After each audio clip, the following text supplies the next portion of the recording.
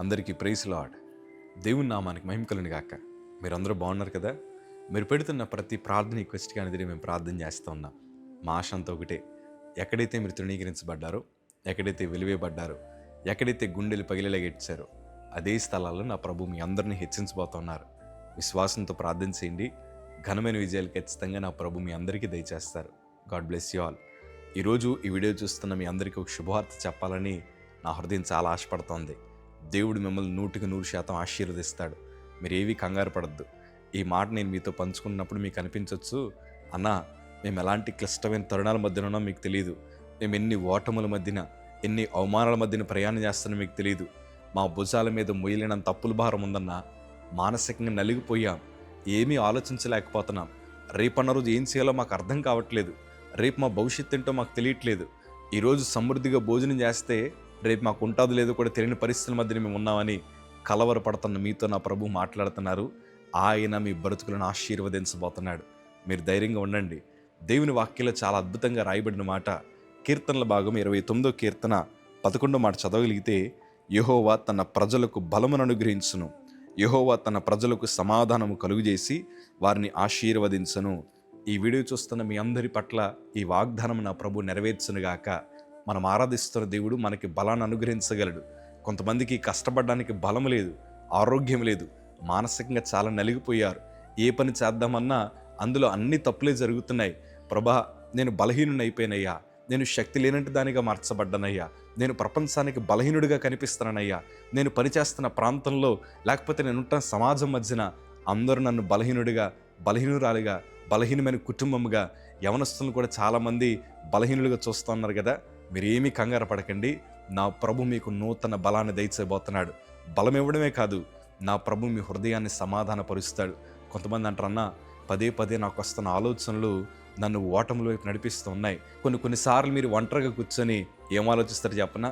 ఇంకా నా బ్రతుకు పనికిరాదు, ఇంకా నా జీవితం పనికిరాని జీవితం, నాకు ఇంక ఉద్యోగం రాదు, నేను ఇంక వ్యాపారంలో ముందరకు రాణించలేను, ఇంకా నా కుటుంబ పరిస్థితులన్నీ తారుమారైపోతున్నాయి, ఇంకెందుకు బ్రతుకుండమని సమాధానం లేని పరిస్థితులు మీ జీవితంలో ఉండొచ్చు కదా.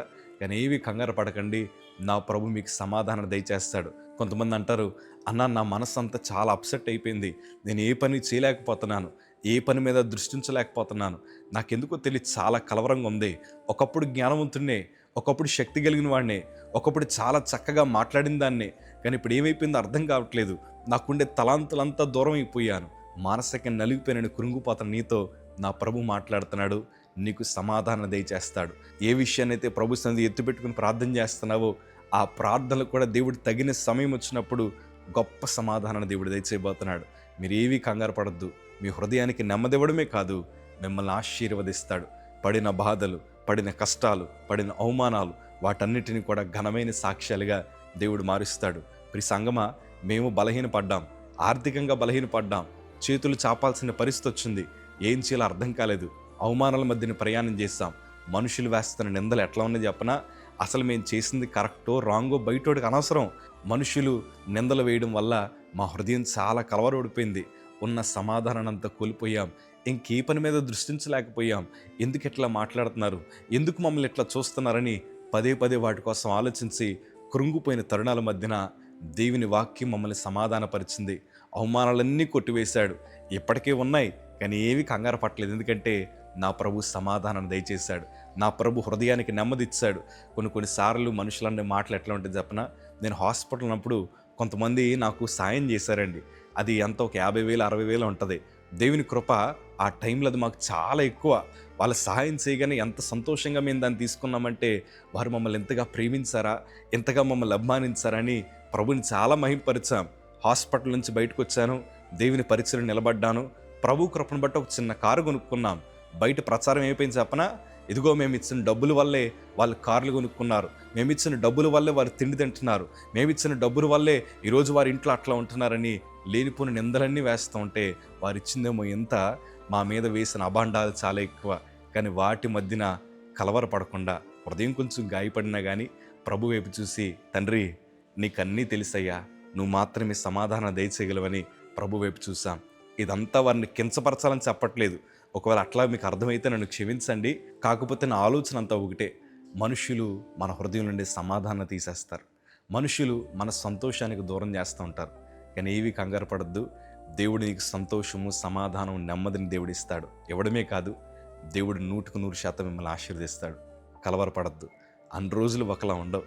ఈరోజు పేదరికాన్ని అనుభవించమని రేపు మన తర్వాత తరాలు కూడా, రేపు మన జీవితాలు కూడా అట్లనే ఉంటుందని ఎన్నడూ అనుకోద్దు. ఈరోజు మనకు ఉద్యోగం లేకపోవచ్చు, కానీ దేవుడు రాబో దినాల్లో ఇస్తాడు. ఈరోజు మనకు వివాహాలు జరగకుండా ఉండొచ్చు, కానీ రేపు దేవుడే జరిగిస్తాడు. ఈరోజు మన వ్యాపారంలో కొన్ని నష్టాలు వచ్చి ఉండొచ్చు, కానీ ఏం కంగారు పడకండి. ఆ నష్టాన్నంతా భర్తీ చేయడానికి దేవుడు ఒక నూతన ద్వారాలు దేవుడు తెరుస్తాడు. కుటుంబాలు మారుస్తాడు, పరిస్థితులను మారుస్తాడు. ఎందుకంటే మనం ఆరాధిస్తున్న దేవుడు సజీవుడు. కంగారు పడకండి, కలవరపడకండి. గుండెల మీద చేతులుంచుకుని నమ్మకంగా చెప్తున్నాను, ఈ వీడియో చూస్తున్న మీ అందరిని నా ప్రభు ఆశీర్వదించబోతున్నాడు. సంఘాలను కట్టే చేతులుగా మీ చేతులు మార్చబోతున్నాడు.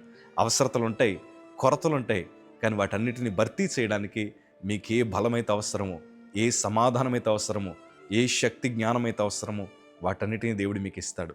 దిగులు చెందొద్దు. రేపన్న రోజు మీరు గొప్ప సాక్ష్యాలు చెప్పబోతూ ఉన్నారు. నేను వింటాను. దేవుడు మిమ్మల్ని దీవించును గాక. God bless you.